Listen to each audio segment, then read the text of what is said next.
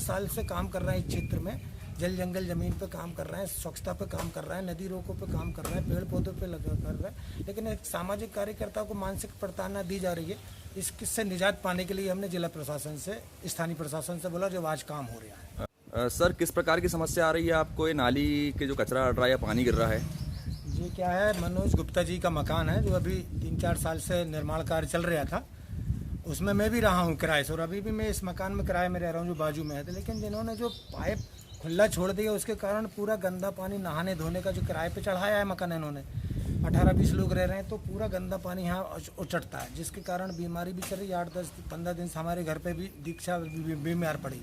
दूसरा जो नाली उनकी बनी बनाई, लेकिन पूरा कचरा ठसा है और आगे चल कर गिट्टी मुरम मटेरियल पूरा ठसा पड़ा है। तो कल सीएम हेल्पलाइन में हमने शिकायत किया और यहाँ के तहसीलदार महोदय को शिकायत किया है। उसके बाद में आज यहाँ पे टीम आई है, सफाई कर्मी, पंचायत वाले, नगर पंचायत वाले, बुंदेला साहब को भी हमने सीएमओ साहब को बोला है। लेकिन 15-20 दिन हो गए कम से कम बोलते बोलते, आखिरी में हमको मानवता शर्मसार करने लगी तो पूरे व्यवहार ही खत्म हो गए। इसलिए फिर हमने कल सरकार से निवेदन किया है, स्थानीय प्रशासन से निवेदन किया है और जिला प्रशासन से कि अब मकान मालिक नहीं करा रहे तो सरकार की जिम्मेदारी बनती है कि यहाँ पे स्वच्छता अभियान के तहत सफाई अभियान चलाएं। मैं खुद चलाता हूँ। ये नाली, कच्ची नाली मैंने बनाई नहीं तो मेरा पानी यहीं से बहता है। ये कल मैंने पूरा चबूतरा पे सफाई किया है। हम खुद 25 साल से काम कर रहे हैं इस क्षेत्र में। जल जंगल ज़मीन पे काम कर रहे हैं, स्वच्छता पे काम कर रहे हैं, नदी रोकों पे काम कर रहे हैं, पेड़ पौधों पे लगा कर रहे हैं। लेकिन एक सामाजिक कार्यकर्ता को मानसिक प्रताड़ना दी जा रही है। इससे निजात पाने के लिए हमने जिला प्रशासन से, स्थानीय प्रशासन से बोला जो आज काम हो रहा है। सर, आपकी पत्नी भी रही हैं वार्ड मेंबर? 2 पंचवर्षीय से, मतलब एक उपचुनाव हुआ था तो एक तरफा लोगों ने जिताया था वर्षा गढ़वाल को वार्ड नंबर 19 से 2011-12 में, और फिर 15 में, फिर 20 नंबर से चुनाव लड़। वर्तमान में अभी चुनाव नहीं हुआ तो मीटिंग में कभी कभी बुलाते हैं, लेकिन आज भी वो अभी पंच के पद पे है। उसके बाद भी मतलब सुनाई नहीं जा रही। जो चुने हुई जनप्रतिनिधि हैं, जो एक तरफा यहाँ पे जीत कराई थी लोगों ने, क्योंकि हम लोग आम जनता के मुद्दे उठाते हैं, गरीबों के मुद्दे उठाते हैं, और सरकार की जो भी अच्छी नीतियाँ रहती हैं हम स्वागत करते हैं। लेकिन जनविरोधी नीति रहती है तो हम पूरा उसका विरोध करते हैं और सामने ला कर रखते हैं तस्वीर की भाई ऐसा नहीं ऐसा है। जैसा स्वच्छता अभियान नरेंद्र मोदी का अभियान देश के लिए चलाया, गांधी जी ने चलाया, फिर अभी शिवराज चौहान ने भी चलाया। लेकिन शर्मसार करने वाली बात है कि एक पढ़े लिखे सब मास्टर डॉक्टर होने के बाद भी जानबूझ पे गंदगी 15-20 दिन से कर रही थी, अच्छी बात नहीं है। तो हमने कोई वो नहीं बोला, हमने ये कि हमारा मकसद है कि यहाँ पे स्वच्छता अभियान के तहत सफाई अभियान हो जाए। हमारी शिकायत ये है, हमारी ये शिकायत नहीं है कि इनके ऊपर ये कार्रवाई होगी वो कार्रवाई।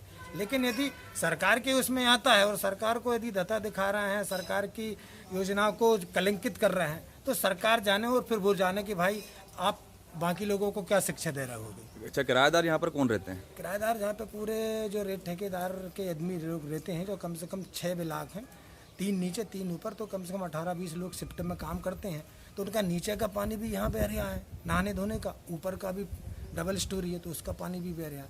तो हमने इनको भी बोला तो इनने बोला कि हमारा काम नहीं, ये मकान मालिक की जिम्मेदारी है। तो हमने मकान मालिक को, क्योंकि ये तो हमारे मोहल्ले में, मैं भी किराए से रहता हूँ, ये भी किराए से रहते थे, ये भी मतलब अतिथि हमारे हो गए, मेहमान हो गए। हम भी मेहमान के तौर पे 20-25 साल से काम कर रहे हैं समाज क्षेत्र में, तो किराए के मकान में आज भी रह रहे हैं। किस संगठन जुड़े हुए हैं आप? श्रमिक आदिवासी संगठन और समाजवादी जनपरिषद से जो राजनीतिक दल है हमारा, उससे भी जुड़ा हूँ। तो कल हमने अपना पार्टी की तरफ से भी दिया हूँ, जिससे मैं प्रदेश अध्यक्ष के पद पे हूँ। लेकिन एक सामाजिक कार्यकर्ता, एक राजनीतिक कार्यकर्ता, एक स्वयं सेवक के उस पर पेड़ पौधा लगाना, स्वच्छता अभियान चलाना, सरकार के हर काम में मदद करना, उसको मानसिक रूप से इस तरह से प्रताड़ना, जिसमें मेरे को बहुत वो गिलान महसूस हो रही है। और उसके कारण फिर मैंने मजबूरी में कल सरकार को लिख के दिया। आपने पहले संपर्क किया था मकान मालिक से? मकान मालिक को, हमारे जिसका मैं मकान में रह रहा हूँ, अनिल नाम दो, उससे मैंने बोला कि भाई आपका मकान रह रहा है, आपके सामने गंदगी हो रही है, मेरे सामने हो रही है। उन्होंने बोला करा देंगे, आज करा देंगे, कल कर। जिनका जो प्लाट खाली पड़ा है वो अरविंद चौकीदार का है, चौकीकर का, उसको बोला, उन्होंने भी बोला कि हम बोल देंगे, करा देंगे। मकान मालिक को स्वयं मैंने बात किया, 10 लोगों से हमने बात करवाई, कहीं आज करा देंगे, कल करा देंगे, अभी दुकान बंद है। ऐसा सब करते रहते हैं। तो जब दुकान बंद है तो आपने जब मकान किराए से चढ़ाने के पहले आपको जानबूझ के जो रोका है कि यह गंदगी रोकी है, यहाँ पे जो सीपेज पड़ा है, यहाँ पे जो नाली चौक पड़ी, तो इसको पहले निकलवाना थी। ये मानव धर्म बनता है, लेकिन नहीं किया। उनकी कौन है, ये तो कचरा समझ रहे हैं। तो ऐसा थोड़ा तो ऐसा नहीं होगा भाई।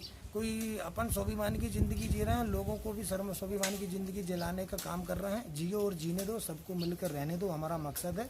और हमें गंदगी से घृणा है और पर्यावरण से प्यार है। जो पर्यावरण पर जानबूझ कर नुकसान पहुंचा तो उसके लिए भी लड़ते हैं।